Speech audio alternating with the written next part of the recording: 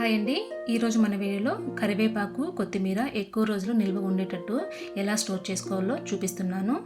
ఈ బాక్సెస్ ఫ్లిప్కార్ట్లో ఆర్డర్ చేసుకున్నానండి. ప్యాక్ ఆఫ్ 6 500 సంథింగ్ ఎంతో పడింది.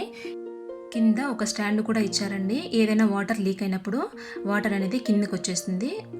ఫస్ట్ స్టాండ్ పెట్టి దానిపైన ఒక టిష్యూ పేపర్ పెట్టి ఈ విధంగా కొత్తిమీర అయితే పెట్టుకోవాలి. ఈ కొత్తిమీర నేను స్టోర్ చేసుకుని 2 వీక్స్ అయిపోయిందండి. 2 వీక్స్ తర్వాత కూడా చూసారా ఎంత ఫ్రెష్గా ఉందో. వెజిటేబుల్స్, కరివేపాకు అన్నీ ఈ విధంగా స్టోర్ చేసుకుంటానండి. కింద ఏదైనా వాటర్ లీక్ అయినప్పుడు స్టాండ్ కిందకి వెళ్ళిపోతాయండి. అదేవిధంగా పైన మూతలో నుంచి ఏదైనా వాటర్ లీక్ అయినప్పుడు పైన టిష్యూ ఉంటుంది కదా, ఆ టిష్యూకి అబ్జర్వ్ చేసుకుంటుంది. చూసారు కదా, మీరు కూడా ఈ విధంగా ట్రై చేయండి. కరివేపాకు, కొత్తిమీర 3 వీక్స్ వరకు ఇలాగే ఫ్రెష్గా ఉంటుందండి. కింద టిష్యూ పేపర్ వేశాను, పైన కూడా ఒక టిష్యూ పేపర్ వేశాను. ఈ వీడియో మీకు హెల్ప్ అవుతుందని అనుకుంటున్నానండి. ఈ వీడియో మీకు నచ్చినట్టయితే ఒక లైక్ చేయండి, షేర్ చేయండి, సబ్స్క్రైబ్ చేసుకోండి. Thank you for watching.